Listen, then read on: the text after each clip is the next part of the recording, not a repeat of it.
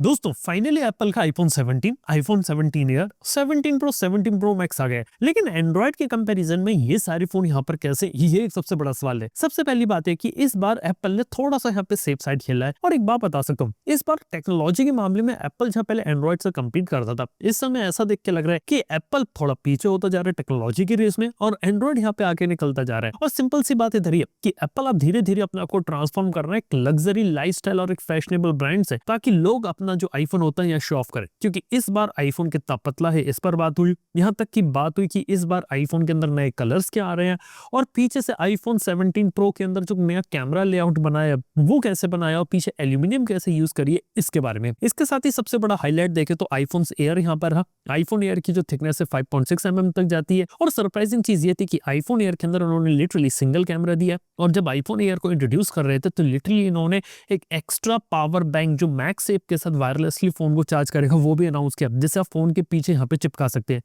अब देख के समझ में आ रहा है कि जहाँ पे एंड्रॉइड के अंदर यहाँ पे आपको सिलिकॉन कार्बन बैटरीज देखने को मिलेगी 7000 8000 mAh, और इवन नेक्स्ट ईयर तक आपको 10,000 mAh भी देखने को मिलेगी।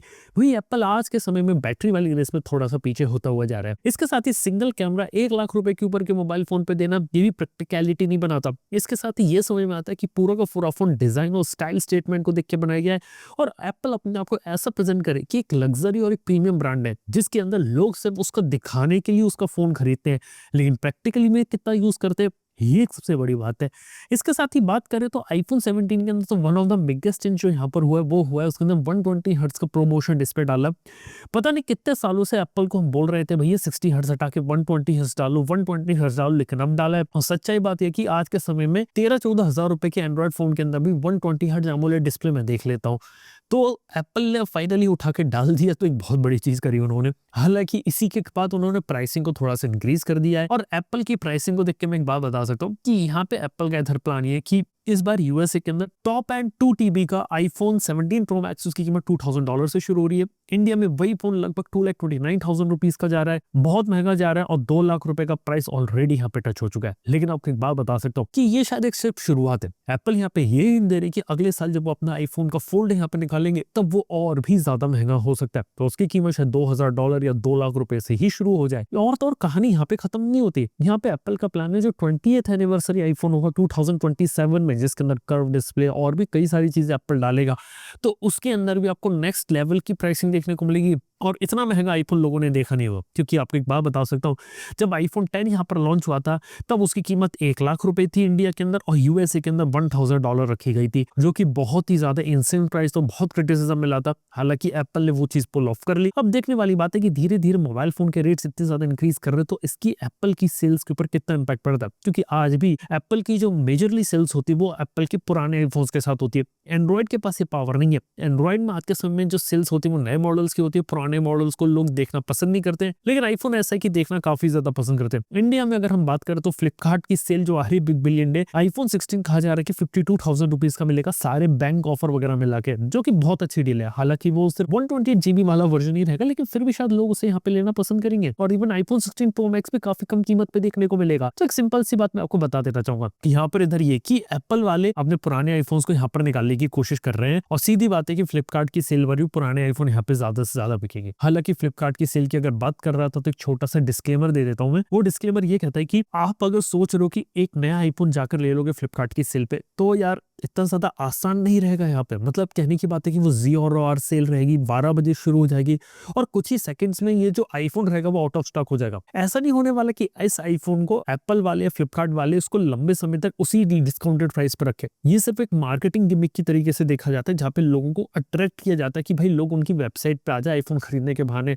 और लोगों को जब 1000-2000 रुपए महंगा भी अगर आईफोन अगर उस समय आने में लगे तो शायद उसे लोग ले सकते हैं, और आईफोन खरीदने के बहाने कुछ और सामान भी अगर ले ले तो ये भी एक स्ट्रेटजी रहती है। हर साल फ्लिपकार्ट वाली चीज कर दे, तो मेक श्योर ध्यान रखना अगर आईफोन अगर कम कीमत पे मिल रहा है तो देखने वाली बात होगी आखिर कितने यूनिट्स होते हैं एप्पल के आईफोन के जो उस कीमत पे यहाँ पर आपको देखने को मिलते हैं। इसके साथ ही आईफोन के बारे में कुछ इंटरेस्टिंग बातें ये कि हाँ यार, एप्पल ने देखा तो हीटिंग के अंदर काफी ज्यादा काम किया कंट्रोल करने के अंदर, लेकिन आईफोन 17 प्रो मैक्स में वेपर चेंबर कूलिंग डाली जो एंड्रॉइड के अंदर पहले से थी, और वो चीज जो रहती है आपके आईफोन एयर में और रेगुलर आईफोन 17 में भी नहीं है। और आईफोन एयर जो है ना उसके अंदर देखने वाली बात है कि हीटिंग और थर्मल्स किस तरीके से मैनेज होते हैं, सारा का सारा जो आर्किटेक्चर सर्किट होता है वो ऊपर की तरफ जो प्ले 2 है कैमरा के पास वहां रखा हुआ है, वो कैसे हैंडल करता है, और भी कई सारे सवाल है। इसके अलावा बात है कि एप्पल वाले अपना एक बॉडी स्ट्रैप भी यहाँ पर निकाले है, जिसके अंदर आप आईफोन को लटका के घूम सकते हो। कुछ एशियन कंट्रीज के अंदर ये चीज काफी ज्यादा पॉपुलर है, लेकिन मेरे को ऐसा लगता है कि एप्पल वाले इसको जानबूझ के एयर के साथ दिखा रहे हैं कि एयर को लोग फ्लॉन्ट करे, बाहर निकाल कर घूमे, और ताकि लोग उसे यहाँ पे देखें। और इस चीज को एप्पल वाले थोड़ा सा मेन स्ट्रीम ले जाने की कोशिश कर रहे हैं। और दूसरी चीज है कि एप्पल का प्लान ये भी हो सकता है कि इस आईफोन को लोग जेब में ना रखे, बाहर लटका के घूमे, ताकि ड्यूरेबिलिटी के जो कंसर्न है वो लोग कम से कम है। इसके साथ ही एप्पल वाले तो उसका कवर केस को भी यहाँ पे प्रमोट कर रहे हैं।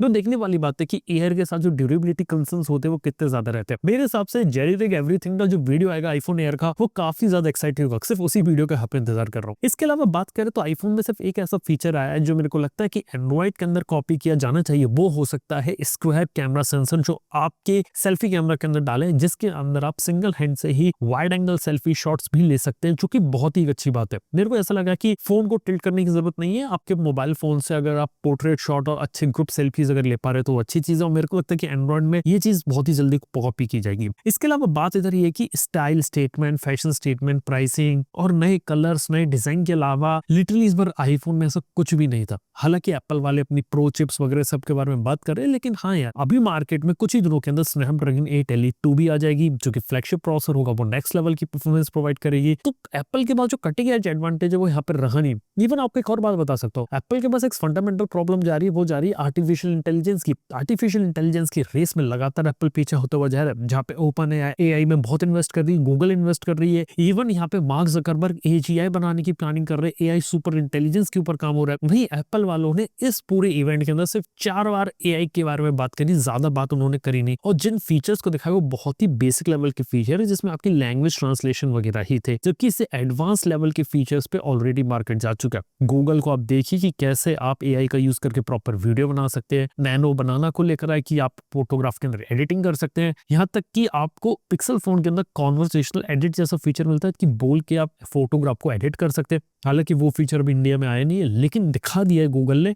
लेकिन एप्पल वालों ने ऐसी कोई भी चीज को नहीं दिखाया। एप्पल वाले डिजाइन और एस्थेटिक्स के ऊपर खेल रहे हैं और लग्जरी और लाइफस्टाइल और फैशनेबल ब्रांड अपने को बना रहे हैं। सिर्फ यही एक डिफरेंस रह जाएगा कि किसी को फैशन स्टेटमेंट चाहिए तो शायद वो आगे चल के एप्पल का आईफोन लेगा, लेकिन किसी को प्रैक्टिकलिटी चाहिए तो शायद वो एंड्रॉइड के ऊपर जाना पसंद करेगा। ये एक मेजर डिफरेंस यहाँ पर रहने वाला है। देखते हैं आने वाले फ्यूचर में यहाँ पर क्या रहता है और एप्पल वालों की कहानी यहाँ पर क्या रहती है। इसी के साथ ही कुछ और इंटरेस्टिंग न्यूज के बारे में बात करता हूँ। जैसे कि अगर आप लोग सोच रहे थे कि इस बार बिग बिलियन डे सेल के अंदर आप लोग ईएमआई के ऊपर कोई नया फोन ले लोगे, तो बात है कि ईएमआई के ऊपर फोन लेना थोड़ा सा मुश्किल होने वाला। बात है कि ज्यादातर लोग जब ईएमआई के ऊपर फोन ले लेते और ईएमआई के ऊपर डिफॉल्ट करते तो वो एक बहुत बड़ी प्रॉब्लम है। और इंडिया के अंदर जो सबसे ज्यादा डिफॉल्ट रेट हो रहा है वो हो रहा है 1 लाख रुपए के नीचे वाले सेगमेंट के अंदर। यानी कि 1 लाख रुपए से नीचे कम किसी ने ईएमआई या लोन पे किसी ने कोई प्रोडक्ट लिया तो उसकी वो ईएमआई चुका नहीं पा रहा, वहां पे डिफॉल्ट हो रहा है। जिस वजह से रूल्स रिस्ट्रिक्शन थोड़े से स्ट्रिक्ट होने वाले हैं, जिसका मतलब ये कि ईएमआई के ऊपर मोबाइल फोन को लेना उतना ज्यादा आसान नहीं रहेगा जितना आपको लग रहा था। और किसी की अगर क्रेडिट हिस्ट्री तो शायद वो ही यहाँ पे अफोर्ड कर पाए। दूसरी चीज रही है कि ईएमआई के साथ यहाँ पे एक और इश्यू आ रहा था कि यहाँ पे डिवाइस लोग लेके भाग जाते थे और ईएमआई प्रोवाइड नहीं करते थे। इसके अलावा यहाँ पे अब ये ऑप्शन भी दिया जाएगा जिसके अंदर डिवाइस को रिमोटली लॉक किया जा सके। यस, इसका मतलब ये रहेगा कि डिवाइस का सिर्फ एक्सेस रहेगा कि डिवाइस को लॉक किया जा सकेगा ताकि रिकवरी की जा सके पैसे की, लेकिन यूजर का जो डेटा रहेगा, जो इन्फॉर्मेशन रहेगी वो बिल्कुल ही इंटैक्ट रहे, वो सेफ रहे, वो कहीं गलत हाथों में ना पड़े। तो इस चीज के ऊपर भी काम रहेगा। दिखने वाले चीज आने वाले समय में कैसे काम करती है। इसके अलावा मार्केट में ई सिम रिलेटेड भी न्यूज है। ई सिम का जो कल्चर होता है मार्केट में पॉपुलर हो रहा है। आईफोन एयर के साथ ये ऑब्जर्व किया गया कि वो टोटली ई सिम वाले डिवाइस है और ई सिम का कल्चर इतना ज्यादा रहेगा कि आने वाले 4-5 साल के अंदर 6.7 बिलियन ई सिम के डिवाइसेस ग्लोबली यहाँ पर देखने को मिलेंगे। ये बहुत ही बड़ी चीज होती है और कई सारे रीजन इसको काफी तेजी से अडेप्ट कर रहे हैं। और जब मार्केट में जब एप्पल के आईफोन को लॉन्च किया गया तो सैमसंग के भी फोन यहाँ पे लीक हो गए, जिसमें गैलेक्सी S26 एज है, एक नया S26 प्रो है, एक नया S26 अल्ट्रा है। देखा जाए तो इनके अंदर आपको नए कलर्स देखने को मिलेंगे और डिजाइन के अंदर भी चेंज किया गया है। हालांकि S26 एज के बारे में बात करें तो ये बहुत ही स्लिमर रहेगा और हाँ, यहाँ पे इसको काफी हद तक उस तरीके का बनाया गया है जिसके अंदर आपको ये पुराने वाले सैमसंग गैलेक्सी S25 यहाँ पे मिलता जुलता मिले। इसके साथ ही S26 प्रो जहाँ पे आपको पिल शेप्ड कैमरा आइलैंड देखने को मिलता है, ये समझ में। और S26 अल्ट्रा के अंदर आपको कैमरा बम्प देखने को मिलेगा। ये कुछ चीजें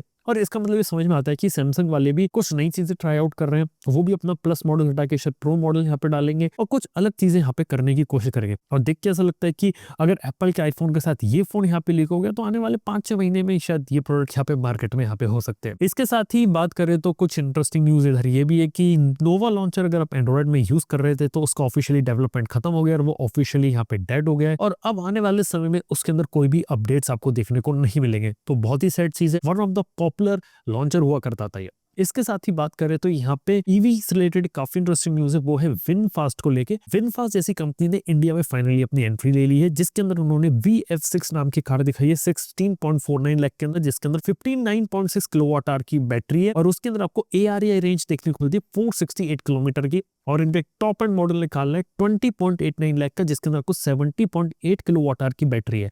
सिंपल सी बात है कि जिस प्राइस पॉइंट पे जो कार ला रहे हो उसमें जो बैटरी प्रोवाइड कर रहे हो मार्केट में और कोई प्रोवाइड नहीं कर रहा है। इस वजह से विनफास्ट के ऊपर एक जाना सेंस बन सकता है, क्योंकि इंडिया की ईवी मार्केट को लेके है। दूसरी चीज है कि इंडिया में विनफास्ट जैसी कंपनी ऑलरेडी अपनी मैन्युफैक्चरिंग यहाँ शुरू कर चुकी है, तो वो भी चीज है, ऐसा नहीं कि भारत से इंपोर्ट करके ला रही है। तो सीधी बात है कि इंडिया की इलेक्ट्रिक व्हीकल जो मार्केट होता है स्पेशली कार वाला, वो धीरे धीरे यहाँ पे गर्म हो रहा है और देख के ऐसा लगता है कि वहां पर आपको high and cars with high features के साथ बहुत ज्यादा देखने को मिले। हालांकि इंडिया में एक बात ये भी है कि लोग है ना किसी भी नए ब्रांड के ऊपर इतनी जल्दी जाते नहीं, उसको ट्रस्ट गेन करने में टाइम लग जाता है और जिस वजह से कई सारी कंपनीज ने कार्स के अंदर इंडिया में एंट्री ली थी, लेकिन वो धीरे धीरे मार्केट से गायब हो गई। ये भी एक सीन देखा है। देखते हैं आने वाले समय में इलेक्ट्रिक कार का जो मार्केट होता है वो कैसा रहता है। इस साल हमने काफी ज्यादा लॉन्चेस देखे और आने वाले सालों में हम और भी ज्यादा लॉन्चेस यहाँ पे देख सकते हैं। दोस्तों यार ये होती है इस हफ्ते कुछ इंटरेस्टिंग टेक न्यूज मैंने आप लोगों के साथ शेयर करी।